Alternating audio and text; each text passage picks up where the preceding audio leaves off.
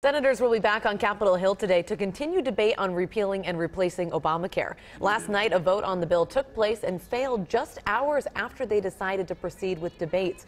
A little more than a week after being diagnosed with brain cancer, John McCain returned for the vote and delivered a passionate address. The Arizona senator said he was for debate, but called the health care measure as it stands a, quote, shell of a bill.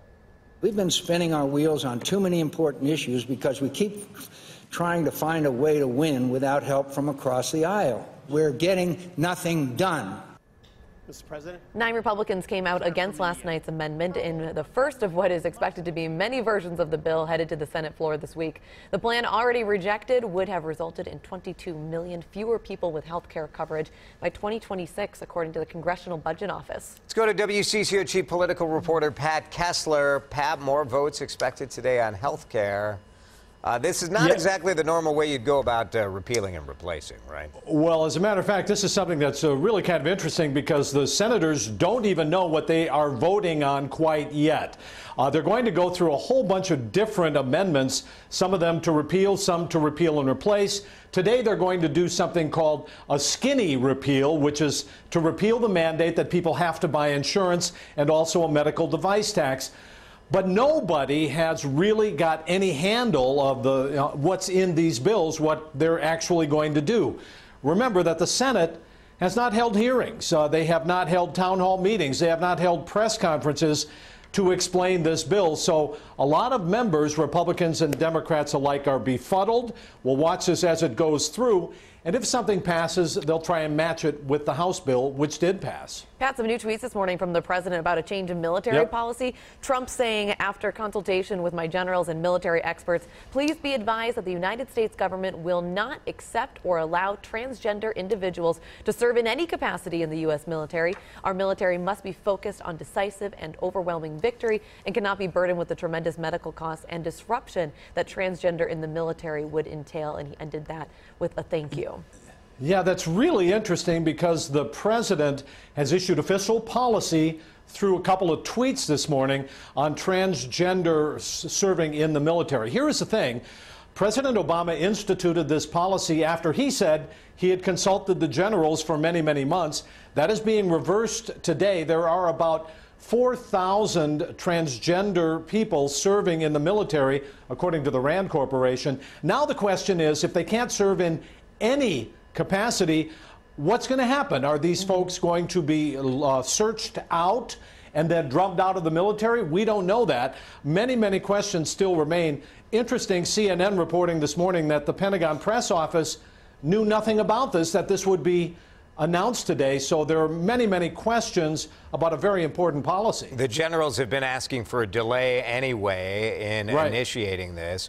We have been working to try to figure out what this means for the Minnesota National Guard, Pat. Kim Johnson, of course, just did a very emotional profile on two soldiers who are transgender soldiers serving in the National Guard. We don't know. The National Guard, all they know, right, you know, they found out with the rest of us. Right, that's true. But they're saying, you know, it takes a while for a change in policy like this to work its way through. Yeah, but there are no guidelines for what this policy actually is right now. Perhaps the generals have gotten together with the president to actually come up with some sort of a policy, this, and this, but we don't know that right now. Pat, I want to ask you about Attorney General Jeff Sessions. It seems like President Trump is trying pretty hard to get him to quit. At this point, why not just fire him? Well, I'm looking at Twitter again this morning. Just during the last 10 minutes, President Trump tweeted again attacking Attorney General Sessions and also the FBI, the acting FBI director, and then saying, drain the swamp. So the president on Twitter, officially, again with a statement, going after Sessions. The president yesterday in a press conference with the Lebanese prime minister said, we'll see what happens. Time will tell, time will tell. This does leave Attorney General Sessions twisting in the wind. And this is a president who apparently, using the Russia investigation as a pretext, wants him to quit so he doesn't have to fire him. This is a really unusual thing that's happening. Pat, we didn't get a chance yesterday to talk about the president's speech before the Boy Scouts. This is traditionally a non-political address by former presidents. Let's take a listen to part of President Trump's speech. Well, do we have that? It's coming in just In There it 3, is. Here's the 2, president. there. By the way, what do you think the chances are that this incredible, massive crowd, record-setting, is going to be shown on television tonight? 1% or 0? The fake media will say, President Trump spoke, and you know what this is.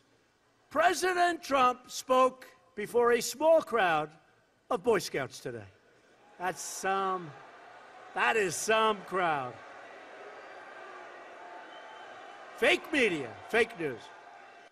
Of course. Wow. I mean, this is unsettling, I think.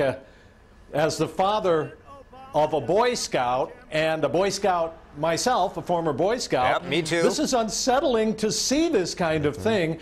The president even got these 13, 14, 15-year-old boys to boo the former president. I think this does raise a lot of questions of propriety. These are Boy Scouts who have a motto: trustworthy, loyal, helpful, friendly, courteous, kind, obedient, cheerful, thrifty, brave, clean, and reverent. See? Yeah. This is what the Boy Scouts are supposed to be.